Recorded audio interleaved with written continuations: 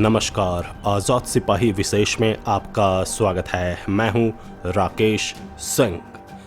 पश्चिम बंगाल में विधानसभा चुनाव का पहला चरण पूरा हो गया है और दूसरे चरण के चुनाव के लिए प्रचार अभियान थम गया है।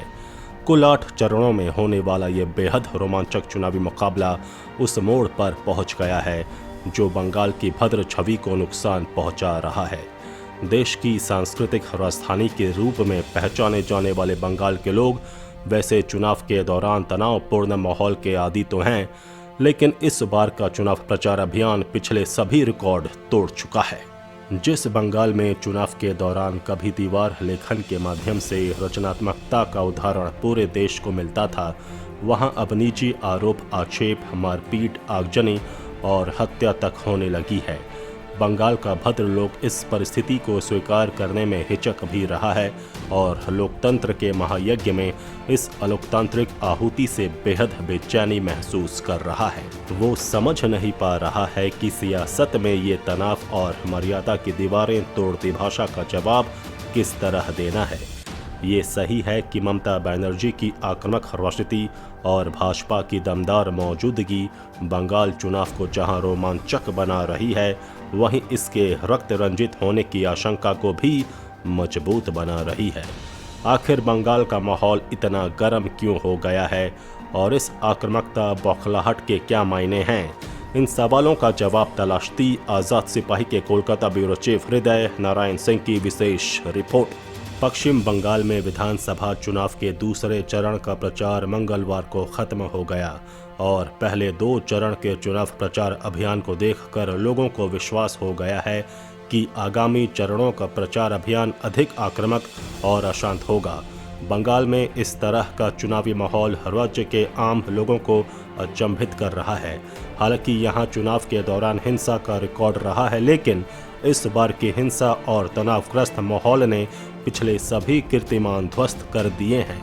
हालत ये हो गई है कि राजनीतिक कार्यकर्ता की 85 साल की मां तक की हत्या की जा रही है और उम्मीदवारों को चुनाव प्रचार करने से रोका जा रहा है।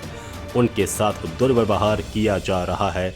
जहां तक भाषा की मर्यादा का सवाल है, जिसके लिए बंगाल जाना जाता रहा है, इस बार इसे ध्वस्त करने में कोई भी दल पीछे नहीं है।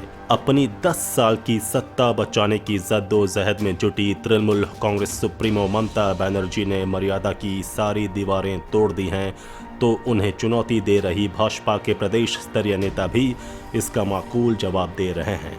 हालांकि एक बात नोट करने लायक है कि भाजपा के केंद्रीय नेता अब तक इस मर्यादा को बचाकर रखने का प्रयास कर रहे हैं। ममता ने प्रधानमंत्री और केंद्रीय गृह मंत्री के लिए जिस शब्दावली का इस्तेमाल चुनाव प्रचार के दौरान किया है, उससे निश्चित तौर पर बंगाल का भद्र लोग इत्तेफाक नहीं रखता।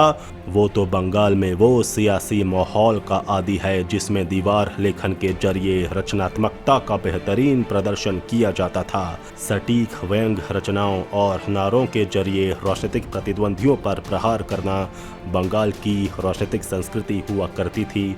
इसके स्थान पर इस बार टीएमसी की तरफ से चोर, डकैत, दानव, राक्षस और अत्याचारी लुटेरे जैसे शब्दों का इस्तेमाल धड़ल्ले से किया जा रहा है। जाहिर है ममता बनर्जी और उनकी तृणमूल कांग्रेस की इस बौखलाहट के सियासी मतलब भी निकाले जाने लगे हैं।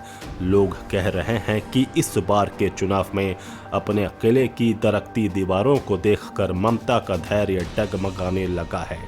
इसलिए 10 साल से सत्तारूढ़ उनकी पार्टी अब उसी राह पर चलती दिखाई दे रही है जिस पर 2011 में वामपंथी चलकर डूबे थे।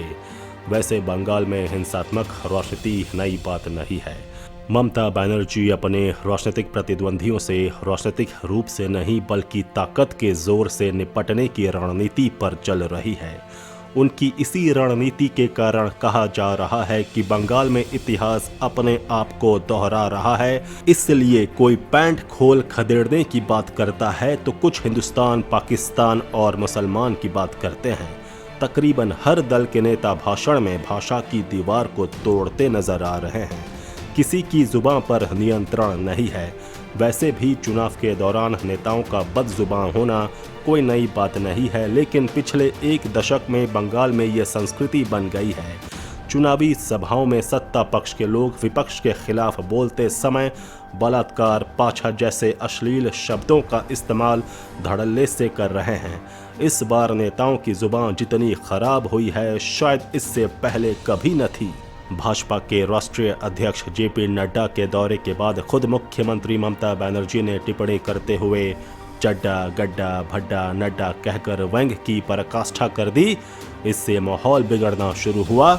इसके जवाब में भाजपा के प्रदेश अध्यक्ष दिलीप घोष का कहना है कि भाजपा अगर मारना शुरू करेगी तो बैंडेज खोजते रह जाओगे।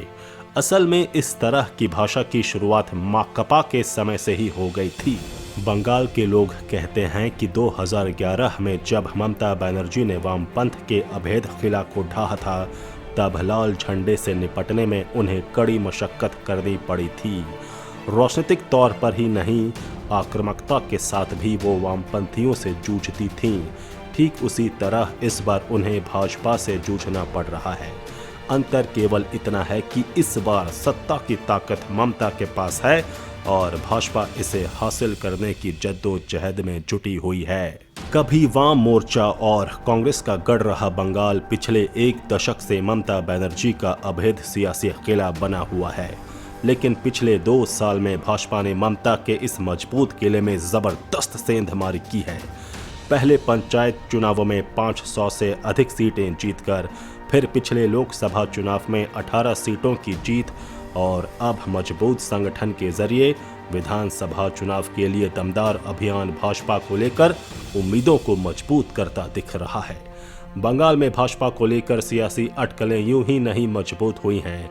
पिछले साल हुए लोकसभा के नतीजों को अगर विधानसभा सीटवार देखा जाए तो बड़े बदलाव के संकेत मिलते हैं। उस चुनाव में भाजपा ने वाम मोर्चा और कांग्रेस को पीछे छोड़कर राज्य के सियासी परिदृश्य में खुद को अगली सीट पर काबिज कर लिया। वर्ष 2011 में ममता बनर्जी ने वाम मोर्चा पर वोट बैंक की राजनीति करने का आरोप लगाया था, लेकिन उनकी राजनीति आज उसी ढर्रे पर आ पहुंची है जहां से वाम पंथ का अंत हुआ था। इसलिए कहा जा रहा है कि ममता भी वामपंथ की राह पर चल रही हैं और वोट बैंक की राजनीति कर रही हैं। साल 2006 के विधानसभा चुनाव में ममता बनर्जी की तृणमूल कांग्रेस को महज 30 सीटें मिली थीं, लेकिन छोटे छोटे मुद्दों को हवा देते देते दीदी ने 5 साल बाद वाम मोर्चा के किले को ध्वस्त कर दिया था। लेकिन अब ममता के सुर वामपंथ की तरह ही हो गए हैं। इससे यही संकेत मिलता है कि ममता का किला भी ढहने वाला है। आजाद सिपाही के विशेष में अभी इतना ही। खबरों की और भी अधिक जानकारी के लिए आप पढ़ते रहिए अपना लोकप्रिय दैनिक अखबार आजाद सिपाही। आप हमारे इस YouTube चैनल को ज़रूर सब्सक्राइब करें। आप हमारे Facebook पेज को भी ज़रूर लाइक करें। जुड़े रहिए आजाद सिपाही के साथ। धन्यवाद।